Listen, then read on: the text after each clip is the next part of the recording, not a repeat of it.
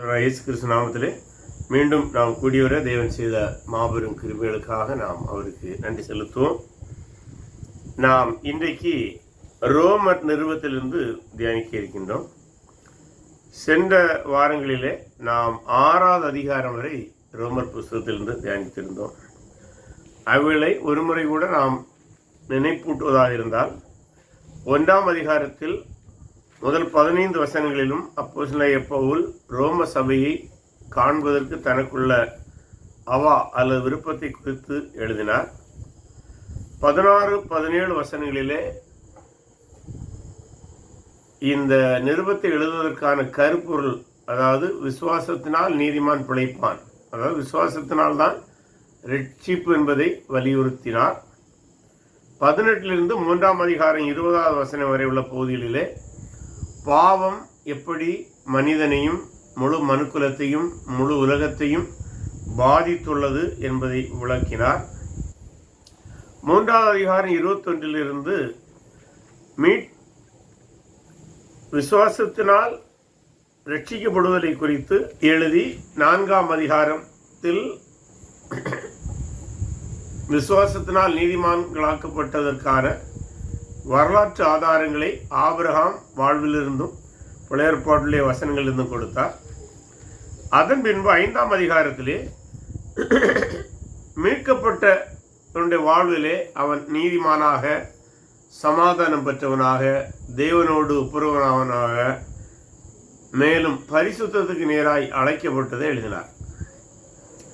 அந்த வகையில் நாம் இன்று பார்க்க இருக்கிற 7ஆம் அதிகாரமும் ரோமர் நிறுவத்திலே 5 முதல் 8 வரை உள்ள அதிகாரங்களுடைய கருப்பொருளோடு சம்பந்தப்பட்டது. 5 முதல் 8 அதிகாரங்களிலே உள்ள கருப்பொருள், அதாவது பொதுவான கருப்பொருள் என்னவென்றால் பரிசுத்தமாகுதல் என்பதை குறித்து எழுதுகின்றார். நாம் கிறிஸ்தவ இறையிலே ஒன்றை புரிந்து கொள்ள வேண்டும். பல வேளைகளிலே அப்போஸ்தலர் ஆகிய பவுலுடைய நிருபங்களிலும் அல்லது புதிய ஏற்பாட்டுடைய ரட்சிப்பை குறித்து விளக்குகிற பகுதிகளிலும் நீதிமானாக்கப்படுதலும் பரிசுத்தமாகுதலும் ஒன்றை ஒன்று நெருங்கிய தொடர்புடையவை. பலவேளை நீதிமானாகுதலை பரிசுத்தப்படுத்தலோடு தொடர்புபடுத்தி பேசுகிறதும் உண்டு. அதுபோலத்தான் இந்த ரோமர் 5 முதல் 8 வசனங்களிலே மீட்கப்பட்டவன் அல்லது ரட்சிக்கப்பட்டவன் அல்லது கிறிஸ்தவன் அந்த தான் நீதிமானாக்கப்பட்டதோடு மட்டுமல்லாமல், அதாவது இயேசு கிறிஸ்துவை விசுவாசிக்கும் போதே ஒருவன் நீதிமானாக தேவனால் அறிவிக்கப்படுகின்றார். அப்படி அறிவிக்கப்பட்டவன் பரிசுத்த வாழ்வை எவனமாய் வாழ வேண்டும், அதற்கு அவன் எவனமான இறையியல் கருத்துக்களை அடிப்படையிலே தன்னுடைய வாழ்க்கையை கட்டியமைக்க வேண்டும் என்று விளக்குகிறார். அதில் தான் 6ஆம் அதிகாரத்தில் நாம் பார்க்கும்போது நாம் கிறிஸ்துவோடு இணைக்கப்பட்டிருக்கிறோம் என்பதை எண்ணிக்கொள்ள வேண்டும். அதாவது கிறிஸ்துக்குள் நாம் இருக்கின்றோம். அதாவது ரட்சிக்கப்பட்டவன் நீதிமானாக இருக்கிறான் என்பது மட்டுமல்ல, தேவனோடு ஒப்புரவாக இருக்கின்றான் என்பது மட்டுமல்ல, நம்முடைய கிறிஸ்தவ வெற்றி வாழ்வை, குறிப்பாக கிறிஸ்தவ பரிசுத்த வாழ்க்கையை தொடங்கும் போது கிறிஸ்துவுக்குள் நாம் இருக்கின்றோம், கிறிஸ்துவோடு இணைக்கப்பட்டிருக்கிறோம் என்பதை அடிப்படையிலே மனதில் வைத்துக் கொள்ள வேண்டும். அந்த எண்ணத்தில் இருந்துதான், அந்த சிந்தனையில் இருந்தான் நம்முடைய பரிசுத்த வாழ்வு, மீதமுள்ள கிறிஸ்தவ வாழ்வை கட்டியமைக்க முடியும்.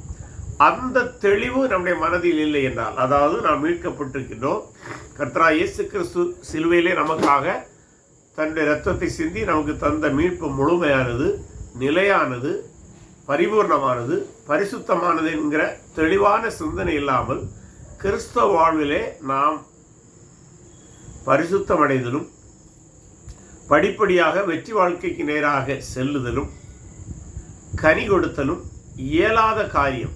அதைத்தான் 6ஆம் அதிகாரத்திலே அவர் வலியுறுத்தினார். இன்றைக்கு நாம் 7ஆம் அதிகாரத்திலே வர இருக்கின்றோம்.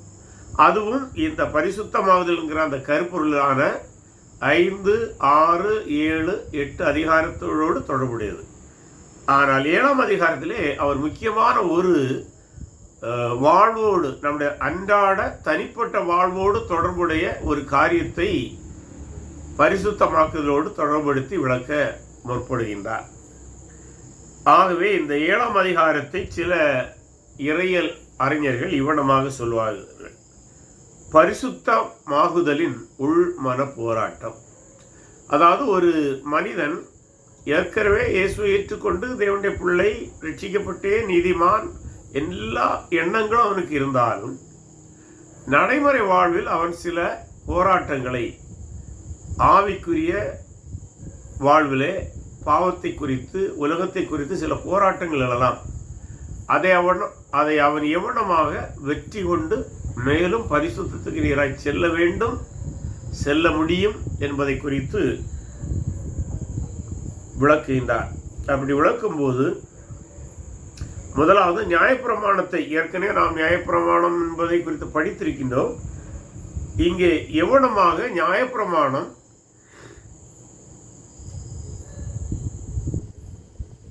அது முடிந்து போன ஒன்றாக என்று சொல்லும்போது, இயேசு கிறிஸ்துவுக்குள் இருக்கின்ற ஒரு விசுவாசியினுடைய வாழ்விலே நியாயப்பிரமாணம் இவ்வளமாய் முடிவுற்றது.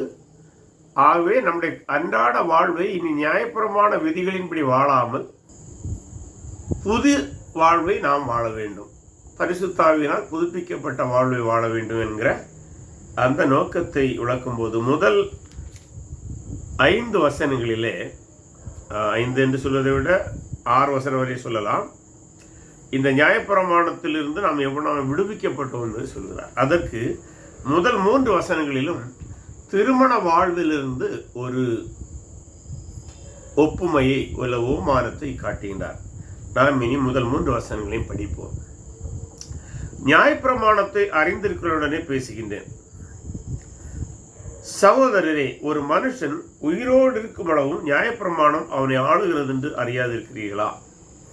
அது எப்படி என்றால், புருஷனை உடைய ஸ்திரீ தன் புருஷன் உயிரோடு இருக்கும் அளவும் நியாயப்பிரமாணத்தின்படியே அவனுடைய நிபந்தனைக்கு உட்பட்டிருக்கிறான். புருஷன் மரித்த பின்பு புருஷனை பற்றிய நியாய பிரமாணத்திலிருந்து விடுதலை ஆகியிருக்கிறாள். ஆகையால் புருஷன் உயிரோடு இருக்கையில் அவள் வேறொரு புருஷனை விவாகம் பண்ணினால் விபச்சாரி எனப்படுவாள். புருஷன் மரித்த பின்பு அவள் அந்த பிரமாணத்திலிருந்து விடுதலையானபடியால் வேறொரு புருஷனை விவாகம் பண்ணினாலும் விபச்சாரி அல்ல. இது நியாயப்பிரமாணத்தில் மட்டுமல்ல, பொதுவாகவே உலகளாவிய ஒரு நியதியாகத்தான் இருந்தது. எல்லா காலத்திலும் அப்படித்தான் இருந்திருக்கிறது. விதிவிலக்குகளும் விபச்சாரங்களும் உண்டு, அதை பற்றி பேசவில்லை. பொதுவாக கணவன் மனைவி உறவு எப்படிப்பட்டது, கணவன் மனைவி உறவு பொதுவாக எப்போது முறைப்படி முடிவுக்கு வருகிறது என்று பார்க்கும்போது, உலகளாவு கணவன் அல்லது மனைவி அவர்களில் யார் ஒருவர் இறந்து போனாலும் அந்த திருமண பந்தம் அல்லது திருமண உடன்படிக்கை என்பதிலிருந்து அவர்கள் விடுவிக்கப்பட்டு தேவையானால் மறுமணம் செய்வது தவறல்ல, தடையும் அல்ல. ஆகவே அந்த குடும்ப கணவன் மனைவி உறவு வாழ்வை நியாயப்பிரமாணத்திலிருந்து ஒரு கிறிஸ்தவன் அல்லது ஒரு யூதன் என்று கூட வைத்துக் கொள்ளலாம் எப்படி விடுதலையாக்கப்படுகிறார் என்பதை காட்டுகிறார். ஏனென்றால் இந்த வசனத்தை எழுதிய முதல் நூற்றாண்டு காலத்திலே கிறிஸ்தவத்துக்குள் யூதர்களும் கணிசமான அளவில் இருந்தார்கள். அவர்களுக்குள் ஒரு கேள்வி எழும்புவது இயல்பானது. அது என்ன கேள்வி என்றால், நம் கிறிஸ்துவுக்குள் வந்த பின்பு நியாயப்பிரமாணத்திலிருந்து நாம் எப்படி விடுபடுவது? ஏனென்றால் நமக்கு நன்றாக தெரியும், முதல் நூற்றாண்டிலே இயேசு கிறிஸ்து ஏற்றுக்கொண்டால் மட்டும் போதாது, மோசேயுடைய நியாயப்பிரமாணங்களை கடைபிடிக்க வேண்டும் என்று ஒரு சிலர் குழப்பிக் கொண்டே இருந்தார்கள். ஆகவே யூத கிறிஸ்தவர்கள் மத்தியிலே ஒரு பெருங்குழப்பம் உண்டானது. எப்படி முற்றிலுமாக நியாயப்பிரமாணத்தை விடுவது என்கிற ஒரு கேள்வி உண்டானது.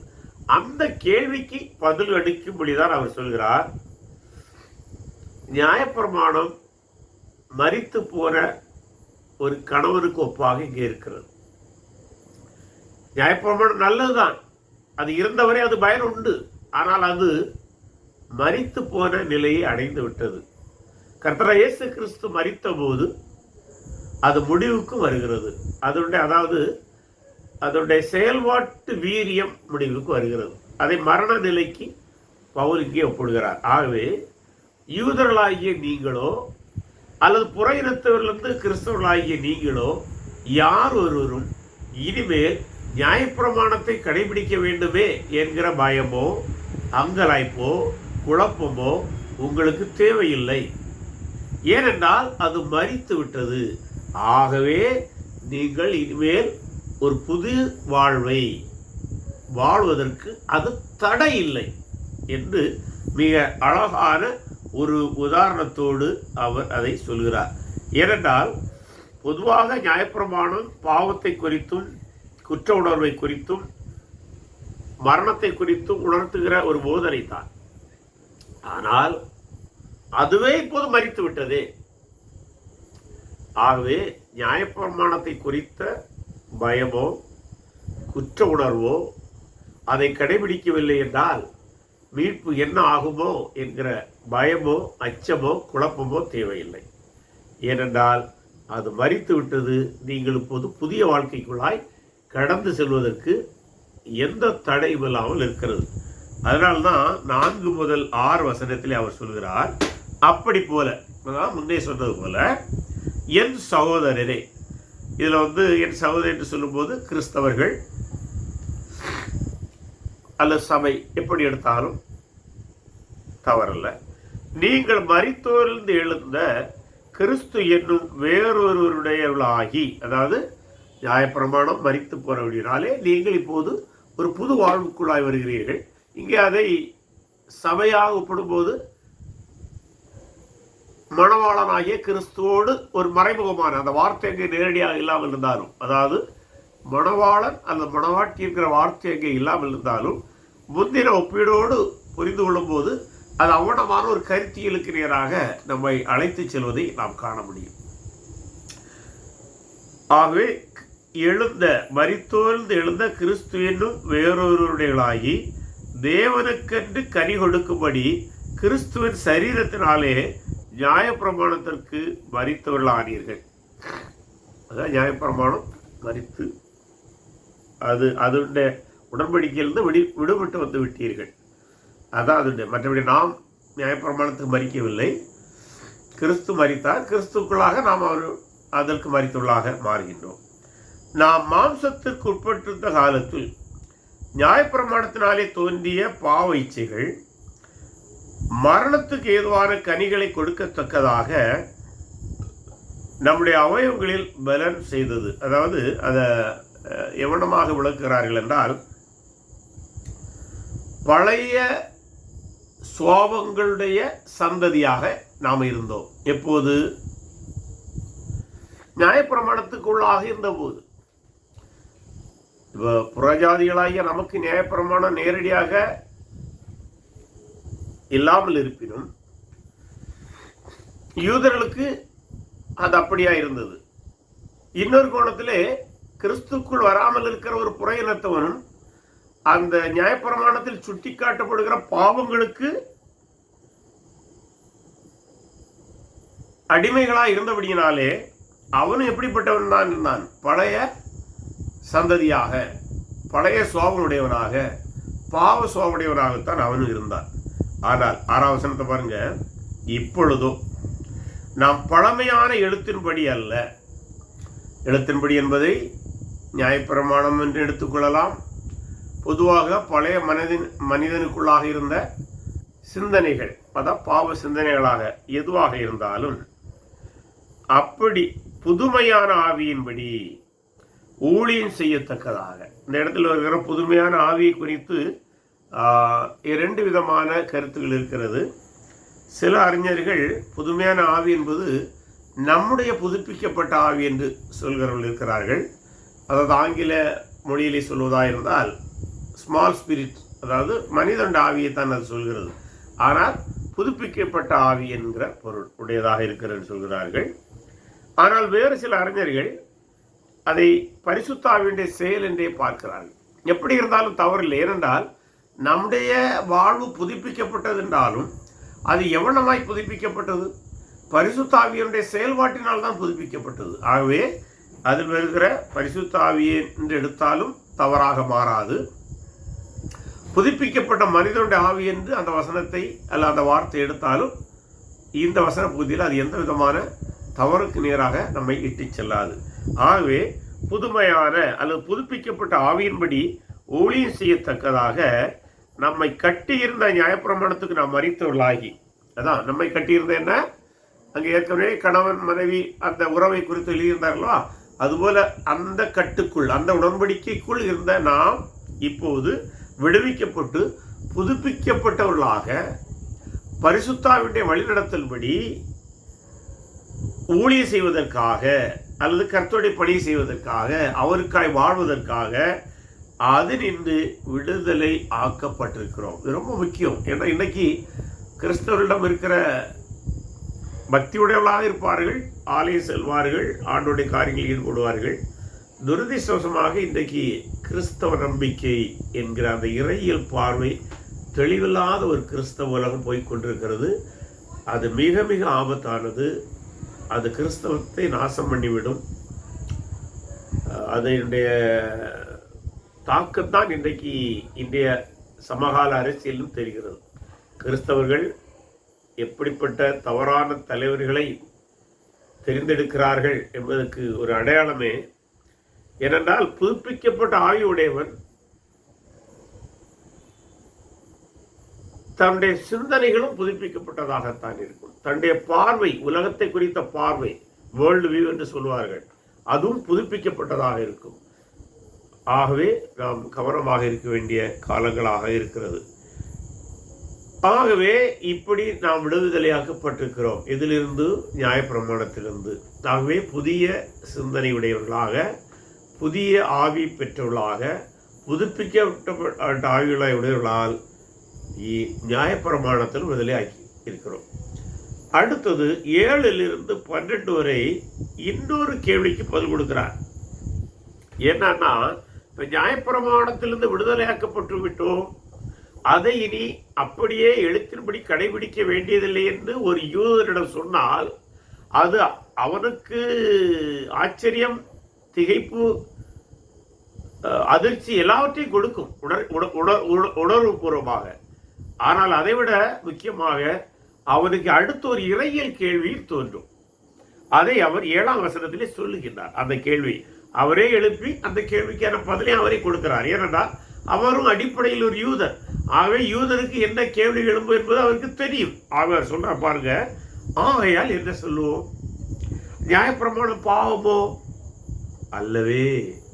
நல்ல கொஞ்சங்க, நியாயப்பிரமாணத்திலிருந்து விடுதலையாக்கப்பட்டு விட்டோம் என்றால் அதற்காக நியாயப்பிரமாணம் மோசமானது என்று பவுல் சொல்ல வரல.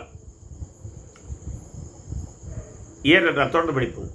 பாவம் இன்னதென்று நியாயப்பிரமாணத்தினால் நான் அறிந்தேன் என்று மற்றபடி அறியவில்லை. இச்சையாதிருப்பாயாக என்று நியாயப்பிரமாணம் சொல்லாதிருந்தால் இச்சை பாவம் என்று நான் அறியாமல் இருப்பேனே. இது என்னன்னா, நியாயப்பிரமாணத்துக்கு ஒரு பலன் இருந்தது. வார்த்தையை கவனமாய் சொல்கிறேன், இருக்கிறதல்ல, இருந்தது யூதருடைய பார்வையில்.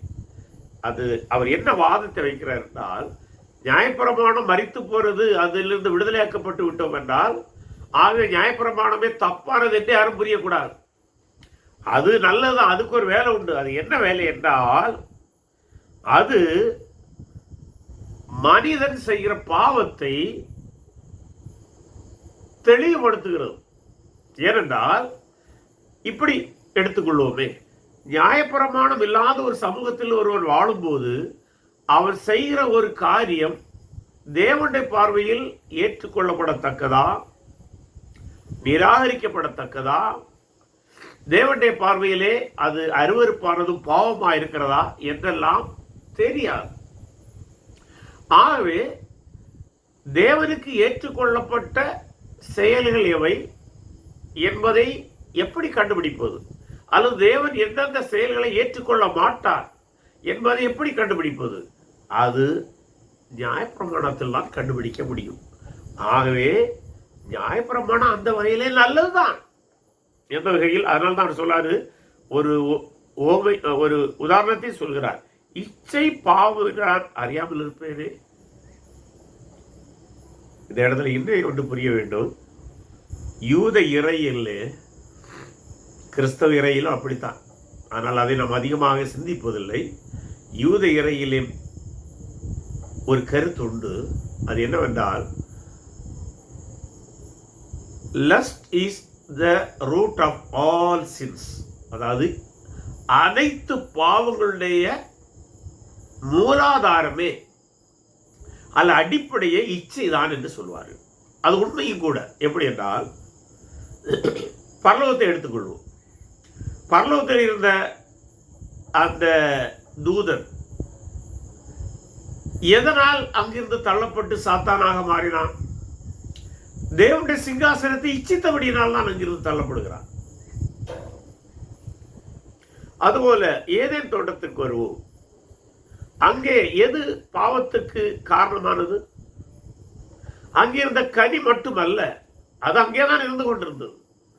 அதன் மீது ஏவாளுக்கு உண்டான இச்சை தூண்டினது சாத்தானாக இருக்கலாம். ஆகவே அந்த இச்சை தான் பாவத்துக்கு காரணமாக இருக்கிறது. இன்றும்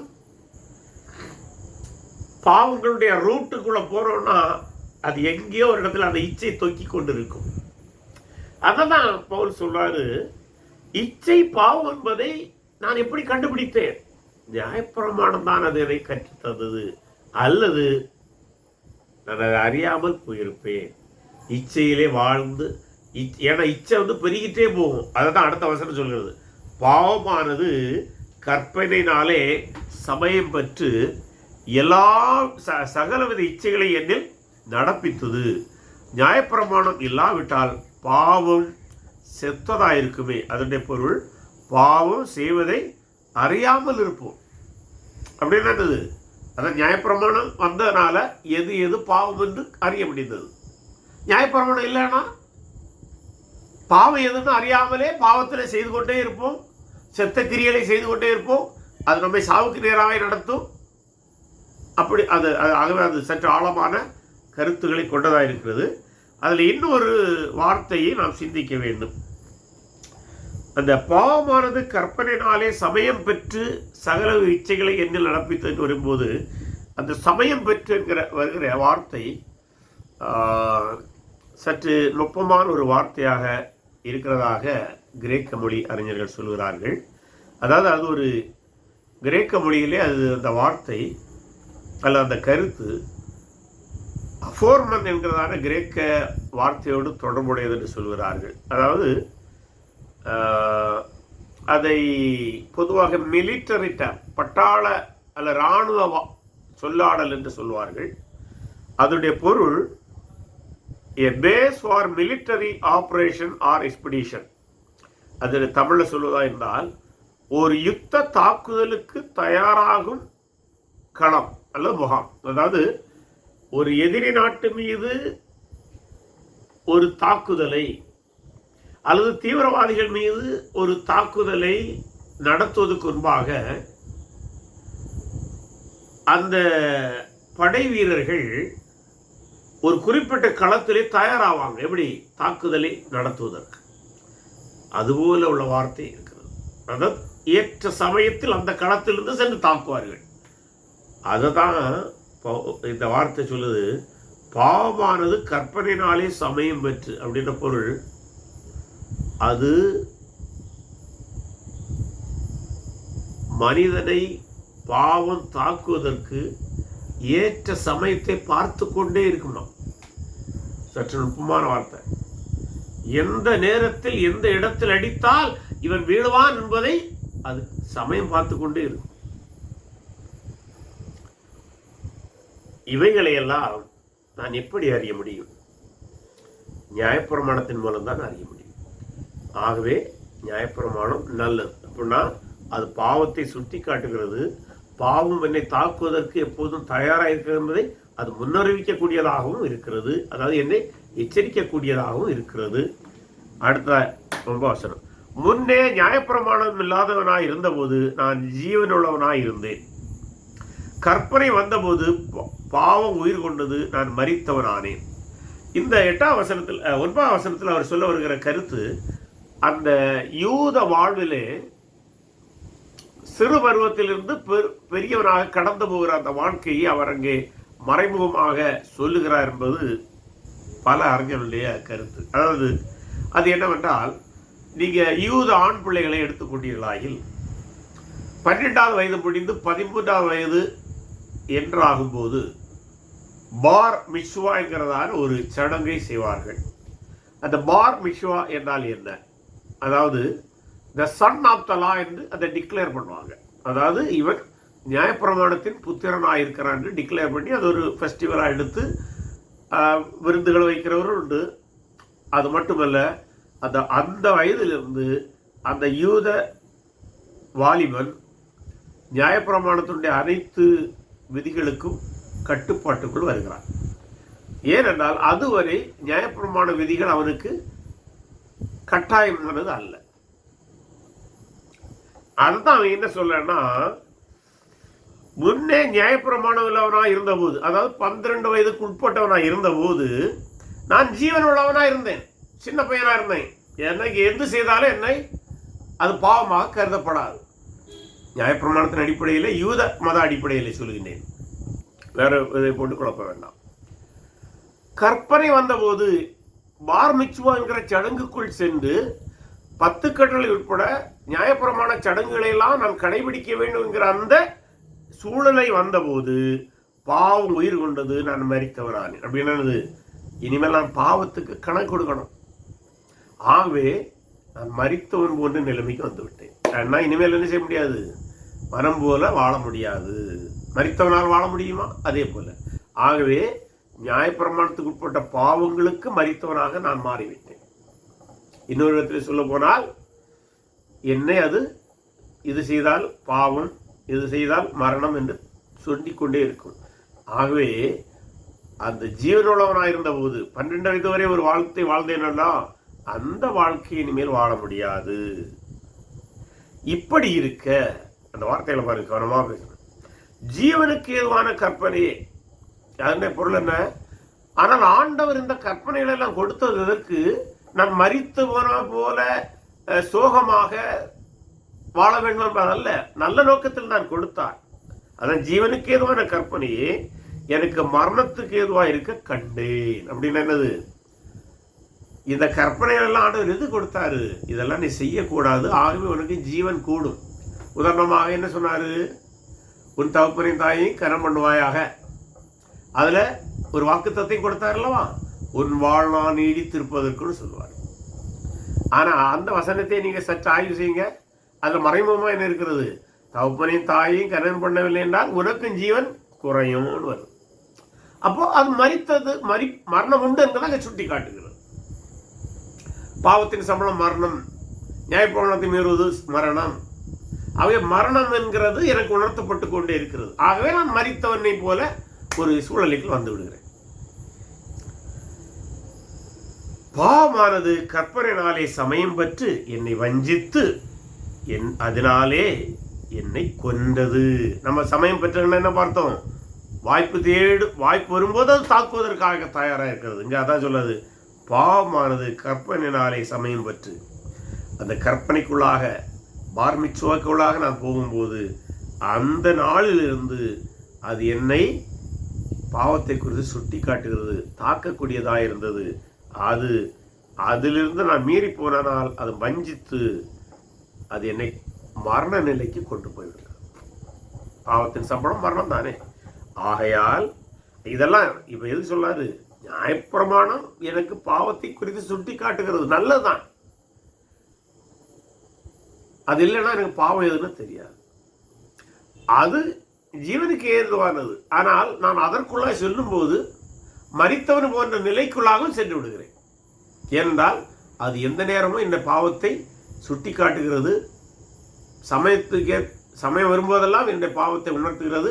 அல்லது நான் பாவம் செய்த போது நியாயப்பிரமாணத்தை மீறும்போது பாவத்துக்குள்ளாக போய்விடுகிறேன். ஸோ அப்படிப்பட்ட ஒரு இரண்டும் கெட்ட நிலையில் இருக்கிறேன் என்று நாம் தமிழ் வார்த்தையில் வேண்டுமென்றால் சொல்லலாம். ஆகையால் நியாயப்பிரமாணம் பரிசுத்தம் அவ்வளவுதான். இதனால அது என்னுடைய பாவத்தை சுட்டி காட்டி என்னை பரிசுத்தத்துக்கு நேராக அழைக்கிறது. அதனால்தான் நியாயப்பிரமாணத்தினுடைய போதனையும் நல்லது, அதனுடைய நோக்கமும் நல்லது. ஏன்? அது என்னை பரிசுத்தத்துக்கு நேராகவும் ஜீவனுக்கு நேராகவே அழைக்கிறது. ஆனால் துரதிர்ஷ்டவசமாக அதை மீறும் போது நான் மரித்தவனாய் இருக்கின்றேன். அல்ல மரணத்தை அதை நினைப்பூட்டி கொண்டே இருக்கிறது. ஆகவே நியாயப்பிரமாணம் பரிசுத்தமுள்ளதுதான். கற்பனையும் பரிசுத்தமாயும் நீதியாயும் நன்மையாயும் இருக்கிறது. அதெல்லாம் உண்மைத்தான். ஆகவே நியாயப்பிரமாணம் பாவம் அல்ல, அதெல்லாம் நல்லதுதான். ஆனால் என்ன ஆச்சு, அது மரித்து போயிற்று. நான் அதற்கு மரித்த நிலையிலிருந்து மாறி அதுவே கிறிஸ்து இயேசுக்குள் கிறிஸ்து சிலுவையிலே சிந்திய இரத்தத்தினாலே அவருடைய மரணத்தினாலே அது மரித்த நிலையை அடைந்து விட்டது. ஆகவே அதிலிருந்து விடுதலையாக்கப்பட்டு விட்டோம். ஆகவே நியாயப்பிரமாணம் நல்லதாக இருப்பினும் அது நமக்கு இனி பயன் தராது. ஏனென்றால் அதே மரித்து விட்டது, மரித்த கணவனை போல ஆகிவிட்டது. ஆகவே நாம் அந்த குற்ற உணர்வு இல்லாமல் நாம் கிறிஸ்து இயேசுக்குள் சந்தோஷமான பரிசுத்தமான வாழ்வை அழைக்கப்படுகிறோம் என்று சொல்லிவிட்டு, அப்படி கிறிஸ்துக்குள் சந்தோஷமான வாழ்க்கை வாழும்போது அங்கேயும் நம்முடைய பரிசுத்தம் அடைவதற்கு சில தடைகள் இருக்கலாம். அதை கிறிஸ்தவ பார்வையில் பார்க்க வேண்டும். அதைத்தான் 13ஆம் வசனத்திலிருந்து அந்த அதிகாரம் முடிய அவர் பேசுகின்றார். இந்த இடத்துல ஒரு கேள்வி சில இறையலாளர்களால் வைக்கப்படுகிறது. அது என்னவென்றால், இந்த 13 முதல் கடைசி வசனங்களில் வரையிலும் அப்போஸ்தலனாகிய பவுல் தான் ரட்சிக்கப்படுவதற்கு முன்பு இருந்ததான, அதாவது நியாயப்பிரமாணத்துக்கு கீழ் இருந்ததான வாழ்க்கையை தான் விவரிக்கின்றானா, விளக்குகின்றானா என்கிற ஒரு கேள்வி. சில கிறிஸ்தவ அறிஞர்களை அப்படித்தான் கருதுகிறார்கள். ஆனால் பெரும்பான்மையான அறிஞர்கள் அப்படி கருதவில்லை. பெரும்பான்மையான கிறிஸ்தவ அறிஞர்கள் இந்த வசன பகுதி எப்படி அறிகிறார்கள் அல்லது விளக்குகிறார்கள் என்றால், இது அப்போஸ்தலனாகிய பவுல் கிறிஸ்து இயேசுக்குள் மீட்கப்பட்ட பின்பு அன்றாட வாழ்வில் ஒரு கிறிஸ்தவனுடைய வாழ்வில் நடக்கிற நிகழ்வுகளை விவரிக்கின்றார். அதற்கு ஒரு உதாரணமாக தன்னையே முன்வைத்தவனாக அல்லது தன்னையே ஒரு உதாரணமாக காட்டுகின்றான். அதனால்தான் இந்த வசன பகுதியை படிக்கும்போது ஒரு வசனத்தை வேண்டுமென்றால் படிப்போம். 15ஆம் வசனம், எப்படி எனில் நான் செய்கிறது எனக்கே சம்மதி இல்லை, நான் விரும்புகிறதை செய்யாமல் நான் வெறுக்கிறதே செய்கிறேன். அப்ப நான் என்று தன்னையும் சேர்த்து பேசுகிறான். பிரசன்ட் செய்கிறேன் என்று நிகழ்கால வாக்கியத்திலே சொல்லுகிறான். ஆகவே சில அறிஞர்கள் சொல்வது, அவன் நிகழ்கால வாக்கியத்தில் சொல்வதாலும் நான் என்று தன்னையும் உட்படுத்தி சொல்வதாலும், அதாவது மற்ற கிறிஸ்தவர்களோடு தன்னையும் ஒப்பிட்டு தன்னை ஒரு தனி கிறிஸ்தவனாக பார்த்து பேசுகிறபடினாலும் இதை நியாயப்பிரமாணத்தில் அவர் வாழ்ந்த காலத்தை சொல்வதாக கருத வேண்டாம். நியாயப்பிரமாணத்திலிருந்து விடுதலையாக்கப்பட்ட பின்பு அன்றாட வாழ்வில் ஒவ்வொரு கிறிஸ்தவனும் சந்திக்கிற ஒரு போராட்டத்தை தான், அதாவது உள்மன போராட்டத்தை தான் அவர் விவரிக்கின்றார். அப்படி விவரிக்கும் போது தன்னையே ஒரு உதாரணமாய் அங்கே காட்டுகிறான். அதுக்காக அவன் பாவம் செய்தான் என்று கருத வேண்டாம். அந்த பாவ போராட்டத்தை எப்படி மேற்கொண்டான், எப்படி மேற்கொள்ள முடியும் என்று இந்த வசன பகுதிகளிலே அவர் விளக்குகின்றார். நாம் இனி அந்த வசன பகுதிக்குள்ள சொல்லுவோம். 13ஆம் வசனம், இப்படி இருக்க நன்மையானது எனக்கு மரணமாயிற்றோ, அப்படி அல்ல, பாவமே எனக்கு மரணமாயிற்று. அப்படின்னா நியாயப்பிரமாணம் எனக்கு தீங்கு செய்யல, நியாயப்பிரமாணம் மரித்து போயிடுச்சு. சரி, அப்ப எனக்கு தீங்கு ஆனது இது, அது பாவம்தான். பாவம்தான் மரணமாச்சு. நியாயப்பிரமாணம் எனக்கு மரணம் ஆகல. நியாயப்பிரமாணம் எனக்கு மரணத்தை சுட்டி காட்டி கொண்டே இருந்தது. ஆனால் அதே இப்போது முடிந்து போனதே. ஆனால் இப்போது எனக்கு சிக்கலாக மாறுவது நியாயப்பிரமாணமா? இல்லை, பாவம்தான். அதான் சொல்ற, அதுதான். அப்படி இல்லை, பாவமே எனக்கு மரணமாயிற்று. பாவம் கற்பனையினாலே மிகுந்த பாவமுள்ளக்கும்படிக்கும் அது நன்மையானதை கொண்டு எனக்கு மரணத்தை உண்டாக்கினதினாலே பாவமாக விளங்கும்படிக்கும் அப்படியாயிற்று. என்ன, அதாவது அப்போ இப்போ இனிசின் கிறிஸ்தவ வாழ்க்கையிலே நாம் எதிர்கொள்ள வேண்டியது நியாயப்பிரமாணத்தை எதிர்த்து போராடி ஜெயிப்பதல்ல, மாறாக நமக்குள் கிரியை செய்கிற பாவத்தை எதிர்த்து மேற்கொள்ள வேண்டும். ரொம்ப அருமையான ஒரு இதாகும். ஏன்னா நீங்க நியாயப்பிரமாணத்தை கடைபிடிச்சு உங்களை பரிசுத்தவான்களாய் காட்டுவதற்காக போராட வேண்டாம், அது முடிந்து போனது. சரி, ஆனால் நீங்கள் பரிசுத்தமாய் வாழ அழைக்கப்பட்டுள்ளீர்கள். அது எதன் அடிப்படையிலே? நியாயப்பிரமாணத்தின் அடிப்படையில், உங்களுக்குள்ளாக செயல்படுகிற பாவத்தின் அடிப்படையில். அதை நீங்க மேற்கொள்ளலாம், அதை ஜெயிக்கணும். அதிலிருந்து நீங்கள் மேலும் மேலும் பரிசுத்தமாக வேண்டும்.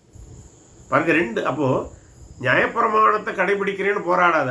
சனிக்கிழமை கரெக்டா இருக்கணும். இன்னைக்கு கிறிஸ்தவர்கள் கூட சில வகையினர் சொல்லுவாங்களா, சனிக்கிழமை தான் முக்கியம். அது நியாயப்பிரமாணத்துக்கு இணையாக போராடுகிற ஒரு போராட்டம். அதல்ல, அதை விட முக்கியமானது. ஏன்னா அது கூட மரித்து போனது, அதிலிருந்து நீங்கள் விடுதலையாக்கப்பட்டு விட்டீர்கள். அதை விட சிக்கலான ஒன்று உங்களுக்குள்ள இருக்குது. நியாயப்பிரமாணம் நல்லது, அதை விட சிக்கலான ஒன்று உங்களுக்குள்ள இருக்குது. ரொம்ப அருமையானதா. நியாயப்பிரமாணம் நல்லது, மரித்து போனது. ஆனா நியாயப்பிரமாணத்தை விட கொடுமையான ஒன்று உங்களுக்குள்ள இருக்குதே, அது என்ன? பாவம்.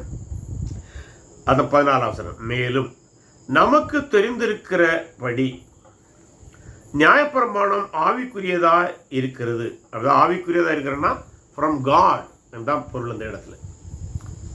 அதாவது அந்த ஸ்பிரிட், அது நம்ம பல வேளை நம்ம ஆவிக்குரியதுன்னு பேசுவோம்ல, அதனுடைய பொருளே ஃப்ரம் காட் என்று புரிந்து கொள்ளலாம். அதனால தான் சில வேளை சில இறையில் அறிஞர்கள் அதை மறைபொருள் என்று சொல்வார்கள். ஏன்னால் தேவன் மறைந்திருக்கின்றார், அந்த மறைந்திருக்கிற தேவன் வெளிப்படுத்திய உண்மைகள், அப்படி புரிந்து கொள்வது உண்டு. மற்றபடி இதுதான் ஆவிக்குரியது.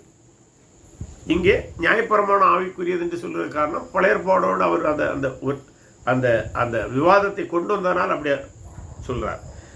நியாயப்பிரமாணம் ஆவிக்குரியதாக இருக்கிறது, அது தேவனவன் வந்தது.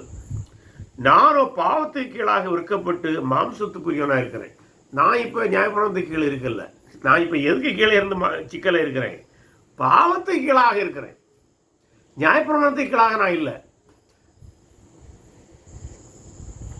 நான் இப்போ எது கீழே இருக்கிறேன்? நான் பாவத்துக்கு கீழே இருக்கிறேன். பாருங்க, அருமையான ஒப்பீடு. அதாவது ஒரு அடிமையாக, பாவத்திற்கு அடிமையாக இருக்கின்றேன். மாம்சத்தின் கட்டுப்பாட்டுக்குள் இருக்கிறேன். ஏன்னா பல வேளை பாவம் நம்முடைய மாம்ச சுவாபங்களோடு தொடர்புடையது. அதில் கிரீக் வார்த்தை சர்க்கினோஸ் என்கிற வார்த்தையை சொல்கிறார். அது ஃப்ளஷ் என்னும் பொருள். அது பல வேளைகளில் அது பாவ சுவாபத்தையும் குறிக்கிற வார்த்தையாக இருக்கிறது. இப்போ எப்படி எனில் 15ஆம் வசனம், நான் செய்கிறது எனக்கே சம்மதி இல்லை அப்படின்னு என்னது? மீண்டும் பவுல் பாவம் செய்தான் இங்கே வாதிடக்கூடாது. ஒவ்வொரு கிறிஸ்தவனுக்குள்ள போராட்டத்தை தன்னுடைய வாழ்விலிருந்து அவன் விளக்குகிறான், தன்னை அங்கே வைத்து விளக்குகிறான். நாம் கூட அப்படித்தானே, பல வேளை நம்ம செய்கிறது நமக்கே சம்மதி இல்லை. அப்படின்னா நம்ம விரும்பாததான் செய்கிறோம். நமக்கு வசனம் தெரியும், தேவனுடைய வார்த்தையை தெரியும், ஆவியானவனுக்குள்ளாக இருந்து நம்மை சரியாக பாவத்தை குறித்து கண்டித்து உணர்த்துவார்.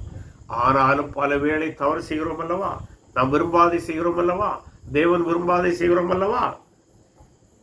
அதான் சொல்லார், நான் விரும்புவதை செய்யாமல் நான் வெறுக்கிறதையே செய்கிறேன். இதுதான் போராட்டம். என்ன போராட்டம்? நாம் பரிசுத்தமாய் வாழ ஆண்டவர் நம்மை அழைக்கின்றார். ஆனால் அதற்கு எதிரானதை நாம் செய்கின்றோம். இதுதான் போராட்டம். தொடர்ந்து படிப்போம். இப்படி நான் விரும்பாததை செய்கிறவனாயிருக்க நியாயப்பிரமாணம் நல்லது என்று ஒத்துக்கொள்கிறேன். ஆதலால் நான் அல்ல, எனக்குள் வாசமாயிருக்கிற பாவமே அப்படி செய்கிறது. இதனால அப்போ நியாயப்பிரமாணத்தினால இல்லை எனக்கு சிக்கல் வருகிறது. நியாயப்பிரமாணம் ஏற்கனவே பார்த்தோன்னா பாவத்தை சுட்டி காட்டுகிறது. ஆனால் அதை விட முக்கியமானது எனக்குள்ள இருக்கிற பாவம் தான் காரணம். ஆகவே நியாயப்பிரமாணத்தை பழி போட வேண்டிய தேவையில்லை. நியாயப்பிரமாணத்துக்கு காலமும் முடிந்து போகிறது ஒரு பக்கம். இன்னொரு கோணத்தில் நியாயப்பிரமாணத்து மேலே பழியும் போட வேண்டிய தேவையில்லை. நமக்குள்ள இருக்கிற பாவம்தான் நம்மை நாம் விரும்புவதையும் செய்ய விடவில்லை, தேவன் விரும்புவதையும் செய்ய விடவில்லை. நம்மோடு முட்டி மோதிக்கொண்டு மல்லு கட்டுகிறது. சரியான வார்த்தை சொன்னால் மல்லு கட்டி கொண்டு இருக்கிறது. அதான் போராட்டம். தேவனுக்குரியதை செய்ய பரிசுத்த ஆவியானவர் நமக்கு தூண்டுதலை தருகிறார். அதற்கு எதிராய் செயல்பட மாம்சம் நம்மோடு போராடுவது, மல்லு கட்டுகிறது. அது எப்படி எனில், என்னிடத்தில், அதாவது என் மாம்சத்தில் நன்மை வாசமாக இருக்கிறது என்று நான் அறிந்திருக்கிறேன். நன்மை செய்ய வேண்டும் என்கிற விருப்பம் என்னிடத்தில் இருக்கிறது, நன்மை செய்வதோ என்னிடத்தில் இல்லை. அதான் அந்த மல்லு கட்டுதல். நல்லது செய்ய வேண்டும், நன்மை செய்ய வேண்டும், பரிசுத்தமாக வாழ வேண்டும், பரிசுத்தருக்காய் வாழ வேண்டும், எல்லாமே என்னிடம் இருக்கிறது. அந்த வாஞ்சை இருக்கிறது, விருப்பம் இருக்கிறது. ஆனால் செய்கிறத ஒப்பிட்டு பார்த்தா அது இல்லை, கம்மியாக இருக்குது, மல்லு கட்டி கொண்டே இருக்கிறது. இந்த மாம்சம் என்னுடைய பரிசுத்த வாழ்க்கையோடு அல்லது ஆவிக்குரிய வாழ்க்கையோடு என்னை மல்லு கட்டி கொண்டு இருக்குது. ஆதலால் நான் விரும்புகிற நன்மை செய்யாமல் விரும்பாத தீமையே செய்ய பாருங்க. அப்போ போராட்டத்தில் அதனால்தான் இந்த வாழ்க்கை என்ன சொல்லுவாங்கன்னா, இந்த ரட்சிக்கப்படுவதற்கு முன்பாக எந்த போராட்டமே இல்லை. நம்ம மனம் போல பாவம் செய்து கொண்டே இருப்பான். ரட்சிக்கப்பட்ட பின்பு, ஆண்டவரை அறிந்த பின்பு, இயேசு கிறிஸ்துவோட ரட்சகராக ஏற்றுக்கொண்ட பின்பு இந்த போராட்டத்துக்குள் ஒவ்வொரு கிறிஸ்தவனும் வருகின்றான். அதைத்தான் பவுல் நான் என்று தன்னை உட்படுத்தி பேசுகின்றான். இந்த போராட்டத்தில் தீமையை செய்ய வேண்டிய சூழ்நிலைகள் வரலாம். ஆனால் என்ன செய்யணும்? அப்படி செய்ய வேண்டும் என்று பவுல் சொல்லலை, தொடர்ந்தபடிங்க. அந்தபடி நான் விரும்பினதை செய்தால், நான் விரும்பாததை நான் செய்தால், நான் அல்ல, எனக்குள்ளே வாசமாயிருக்கிற பாவமே அப்படி செய்யணும். அப்போது நம்ம ஒன்று புரிந்து கொள்ள வேண்டும். நாம் பாவம் வர கழுவப்பட்டு விட்டோம். எதனால? நீதிமான்களாக்கப்பட்டு விட்டோம். ஆனால் துரதிர்ஷ்டவசமாக தேவனுடைய பார்வையிலே பரிசுத்தமாய் இருப்பினும் நம்முடைய சொந்த மாம்சத்தில் பாவம் இன்னும் முற்றிலும் அழுக்கிற மாசு நீங்கவில்லை. இல்லை, பொண்ணை உருக்கும்போது எவ்வளோ நல்லா உருக்கி பியூராக எடுத்துடலாம். ஆனால் நல்லா உருக்கம்னா எல்லாம் மாசு கலந்துருக்குமല്ലോ. அதுபோல் நம்முடைய மாம்சத்தில் மாசு என்னும் பாவம் முழுமையாக அகற்றப்படவில்லை. அதுதான் நமக்கு தீமையாக இருந்து, பாவமாக இருந்து, நம்முடைய ஆவிக்குரிய வாழ்க்கையை முன்னேறி செல்வதற்கு தடையாக முட்டி மோதிக்கொண்டு நம்மோடு மல்லி கொட்டி கொண்டு இருக்கிறது. நாம் விரும்புவதற்கு எதிராக அது செயல்பட முயற்சிக்கிறது. இதை முதலாவது கிறிஸ்தவர்கள் இந்த போராட்ட நிலையை தெளிவாக உணர வேண்டும். ஏன்னா இது யுத்த களத்தையும் யுத்தத்தை அறிந்தாதான் யுத்தத்தில் ஜெயிக்க முடியும். அதான் தொடர்ந்து படிக்கும்போது 21 நன்மை செய்ய விரும்புகிற என்னிடத்தில் தீமை உண்டுங்கிற ஒரு பிரமாணத்தை காண்கிறேன். அப்போ எதனால இதை செய்கிறேன்னா யோசிக்கும் போது அவன் சொல்றா, நன்மை செய்ய விரும்புகிற என்னிடம் தீமை செய்கிற ஒரு பிரமாணத்தை காண்கிறேன். இது நியாயப்பிரமாணங்கிற வார்த்தை இல்லை, இதை நோமோஸ் என்கிற வார்த்தை கிரீக்கில் இருக்குன்னு நினைக்கின்றேன். அதனுடைய பொருள் இங்கே பிரின்சிபிள்ஸ் அல்லது கோட்பாடுகள். அதாவது பாவத்தை தூண்டுகிற ஒரு பிரின்சிபிள், ஒரு இயல்பு எனக்குள்ளாக இருக்கிறதை காண்கிறேன். தேவனுக்கு விரோதமான ஒரு செயல்பாடு, ஒரு சிந்தனை எனக்குள்ளாக இருக்கிறதை காண்கிறேன். உள்ளான மனுஷனுக்கு ஏற்றபடி தேவனுடைய நியாயப்பிரமாணத்தின் மேல் பிரியமாக இருக்கிறேன்.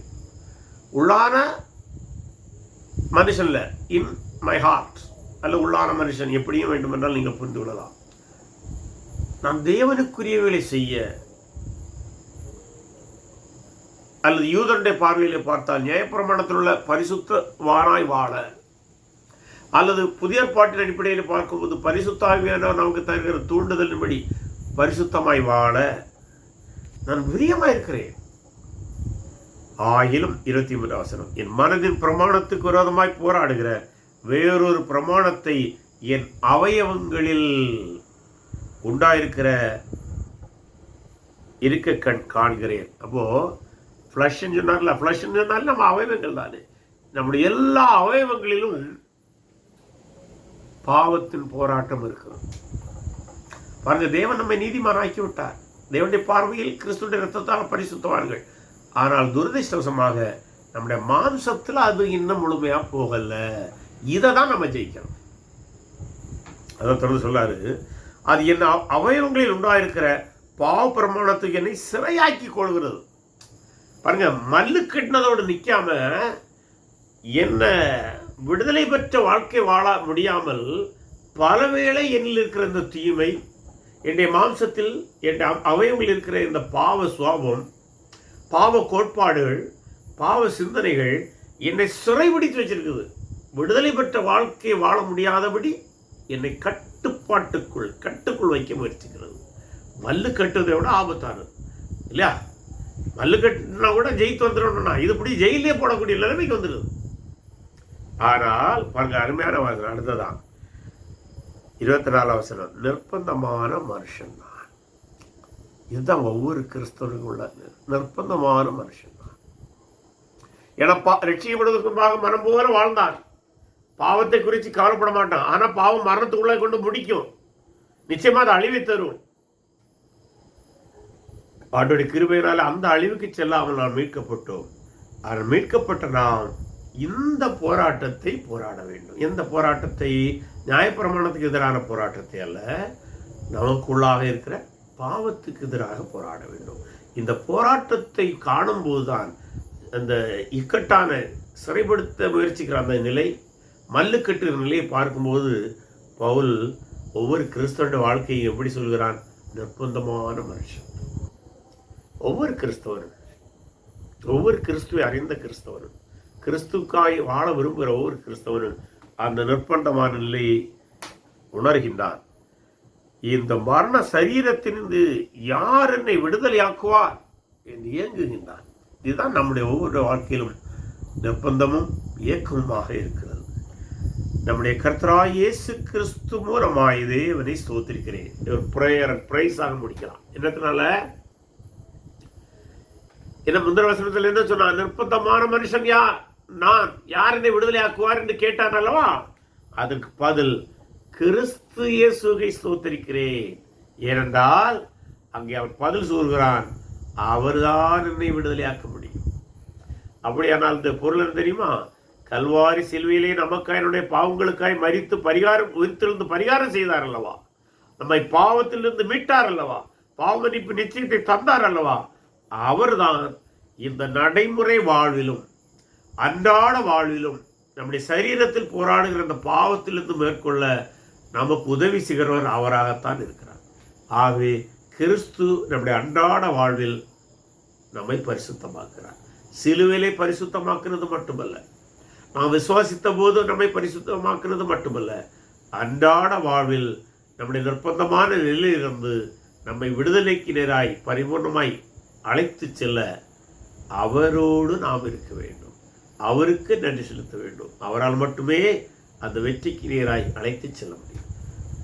உலகத்தில் இருப்பவரில் உங்களில் இருப்பவர் பெரியவர். அது மட்டுமல்ல, நான் உலகத்தை ஜெயித்தேன் என்று சொன்னார். அப்ப ஜெயித்தவரால் மட்டும்தான் இந்த நிலையை நாம் ஜெயிக்க முடியும். ஆதலால் நானே என் மனதினாலே தேவனுடைய நியாயப்பிரமாணத்திற்கும், தேவனுடைய நியாயப்பிரமாணம் நல்லது. இந்த நியாயப்பிரமாணம் அது பழைய நியாயப்பிரமாணத்தினுடைய பரிசுத்த பண்புகளை எடுத்தாலும் சரி, அல்லது புதுப்பிக்கப்பட்ட நம்முடைய இருதயத்தில் இருக்கிற ஆவியானவர் எழுதின இந்த புதிய பிரமாணத்தின் அடிப்படையில் எடுத்தாலும் சரி, அதை தான் நான் விரும்புகிறேன். மாம்சத்தினாலேயோ பாவ பிரமாணத்துக்கும் ஊழியம் செய்கிறேன். அப்படின்னா பவுல் பாவத்துக்கே ஊழியம் செய்கிறான்னு சொல்லல, பல நேரம் அந்த போராட்டத்தை அவன் சந்திக்கிறதே அந்த வார்த்தையை சொல்கிறான். நாமும் அப்படித்தானே பல வேளையில் அந்த போராட்டத்தை போராடி கொண்டு தானே இருக்கிறோம். அந்த போராட்டத்திலே இருக்கின்றோம். அதில் கிறிஸ்து வெற்றி தருவார். அதனால தான் இதே பவுல் தீமோத்தேயு புஸ்தகத்தில் 2 தீமோத்தேயுல என்ன சொல்லாரு? நல்ல போராட்டம் போராடினேன், ஓட்டத்தை முடித்தேன் என்று வெற்றி அறிக்கை செய்கின்றார். ஆகவே நிர்பந்தமான மனிதனாக இருந்த அப்போஸ்தலனாகிய பவுல் பாவ போராட்டத்தை மேற்கொண்டு வெற்றி பெற்று வெற்றியை அறிவிக்க முடியுமானால் ஒவ்வொரு கிறிஸ்தவனும் நாமும் அந்த வெற்றியை பெற முடியும், அனுபவிக்க முடியும், அறிக்கையிட முடியும் நம்முடைய வாழ்வின் இறுதி காலத்திலே. அதுவரை நமக்கு ஜெயம் கொடுக்கிற கிறிஸ்துவோடு நாம் வாழ வேண்டும். அன்றாட வாழ்விலே அவர் நம்மோடு இருக்க வேண்டும். அவரை சார்ந்து வாழ வேண்டும். அவருடைய பரிசுத்தத்தை சார்ந்து வாழ வேண்டும். அவரை முன்னிறுத்தி வாழ வேண்டும். அவருடைய சாயலுக்கு நேராய் வாழ வேண்டும். அப்படியானால் நாம் வெற்றி பெறுவது அதிக நிச்சயம். பரிசுத்தத்துக்கு நேராய் கடந்து செல்வது நிச்சயம். அடுத்த 8ஆம் அதிகாரம், அது பரிசுத்தம் அடைவதிலே நம்முடைய வாழ்விலே பரிசுத்த ஆவியானுடைய செயலை குறித்து சொல்கிறது. அதை நாம் அடுத்த வகுப்பிலே அல்லது அடுத்த நாள் தியானத்திலே நாம் பார்க்கலாம்.